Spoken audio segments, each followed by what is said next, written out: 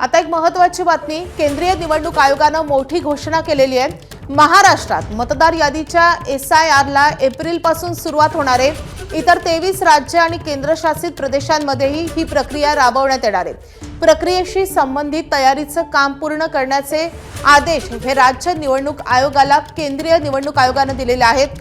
खरं तर याच SIR वरून बिहारमध्ये मोठा गोंधळ झालेला होता, मोठे आरोप प्रत्यारोप झालेले होते। त्यानंतर पश्चिम बंगालमध्ये त्याचे मोठे पडसाद उमटलेले होते। इतके मोठे पडसाद पश्चिम बंगालमध्ये उमटले होते की ममता बॅनर्जी थेट सुप्रीम कोर्टात गेलेल्या होत्या।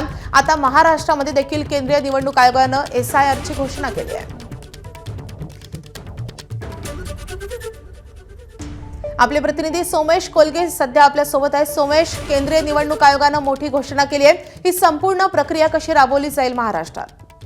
माधुरी, केंद्रीय निवडणूक आयोगाच्या वतीने सर्व राज्यांना आणि त्याशिवाय केंद्रशासित प्रदेशाच्या प्रशासनाला पत्र लिहिण्यात आलेलं आहे आणि या पत्रामध्ये असलेल्या उल्लेखानुसार महाराष्ट्रामध्ये आणि सोबतच इतर सर्व राज्य शासनाला त्यांनी तयार राहायला सांगितलेलं आहे की भविष्यामध्ये स्पेशल इंटेन्सिव्ह रिव्हिजन अशी ही जी मतदार यादी विशेष पुनर्निरीक्षणाची जी प्रक्रिया आहे, पडताळणी आहे, तर त्या पडताळणीच्या तयारीसाठी जे म्हणून कर्मचारी ज्या प्रकारचं इन्फ्रास्ट्रक्चर लागेल त्याची तयारी ही बाळगली पाहिजे अशा स्वरूपाच्या त्या सूचना आहेत।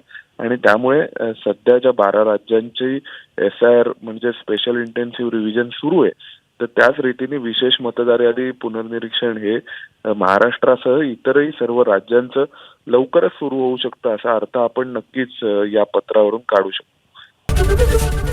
ABP माझा, उघडा डोळे बघा नीट।